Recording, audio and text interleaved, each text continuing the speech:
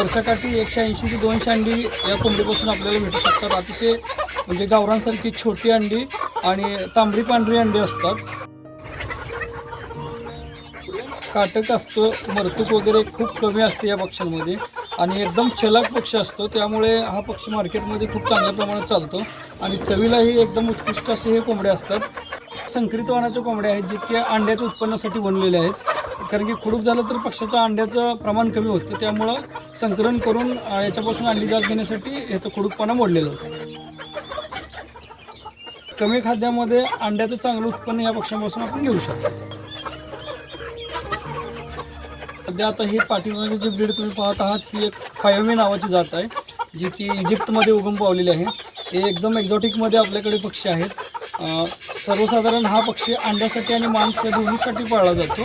वर्षाकाठी 180 ते 200 अंडी या कोंबडीपासून आपल्याला भेटू शकतात। अतिशय म्हणजे गावरांसारखी छोटी अंडी आणि तांबडी पांढरी अंडी असतात आणि सेम गावरांसारखं दिसणारा पक्षी, गावरान एवढ्याच साईजचा हा पक्षी असतो।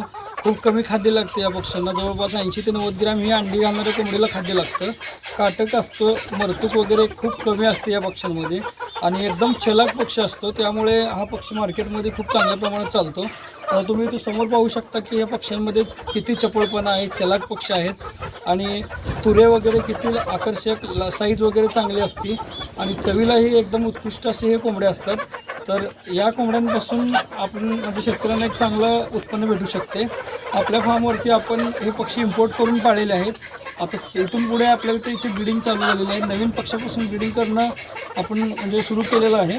या पक्ष्यांची अंडी पिल्ली आपल्याकडे अवेलेबल असतात। इजिप्तवरून कशी आली या ठिकाणी? हे आपण इम्पोर्ट केलेले असतात साहेब। आपल्याकडे बरेच लोक आहेत जे इम्पोर्ट एक्सपोर्टमध्ये काम करतात, तिथून आपण अंडी वगैरे घेऊन इथं उभवून त्याच्यापासून पिल्लं तयार केलेली आहेत।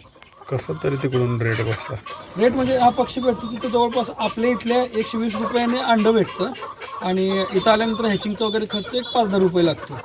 मग आता आपण एवढे महागडं पक्षी घेऊन तयार केलेला आहे, पण इथं आपण याचा रेट जवळपास 70 ते 75 रुपये पिल्लांचा रेट ठरण्याचं प्लॅनिंग चालू आहे।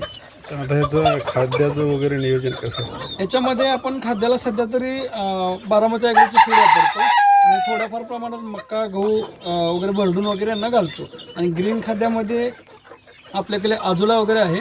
आजोला वगैरे या पक्ष्यांना आपण हिरव्या खाद्यामध्ये देतो, भाजीपाला वगैरे वेस्ट यांना चालतो। आता ज्या देशी कोंबड्या आहेत त्याप्रमाणे या खुडूक वगैरे होतात का? या पक्ष्यांमध्ये खुडूक होण्याचं प्रमाण खूप कमी असतं, क्वचित एखाद दुसरी कोंबडी खुडूक असते। बाकीच्या ह्या संकरित वाणाच्या कोंबड्या आहेत जे की अंड्याच्या उत्पन्नासाठी बनलेल्या आहेत, कारण की खुडूक झालं तर पक्ष्याच्या अंड्याचं प्रमाण कमी होतं, त्यामुळं संकलन करून याच्यापासून अंडी जास्त घेण्यासाठी याचा खुडूकपणा मोडलेला असतो। आता जे कुक्कुटपालन करू इच्छितात तर त्यांना याचा काय फायदा होऊ शकतो? फायदा असा की कमी खाद्यांमध्ये अंड्याचं उत्पन्न जास्त मिळतं। नॉर्मली कोंबड्या दुसऱ्या कोंबड्या कुठल्या मोठ्या घेतल्या तर ते साईजनं मोठ्या असतात, त्यामुळे त्यांना खाद्य जवळपास या कोंबड्यांपेक्षा 50 ते 70 ग्रॅम खाद्य जास्त लागतं।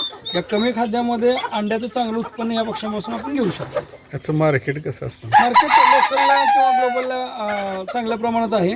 जर तुम्ही एक्झॉटिकमध्ये काम करत असाल किंवा तुमच्या फार्म हाऊसमध्ये वगैरे किंवा शेतीमध्ये वगैरे दिसायला चांगलं आणि अंड्याचाही तुम्हाला सोर्स पाहिजे असेल किंवा अंडीचं उत्पन्न घ्यायचं असेल तर अशा पद्धतीच्या ह्या कोंबड्या पाळू शकता।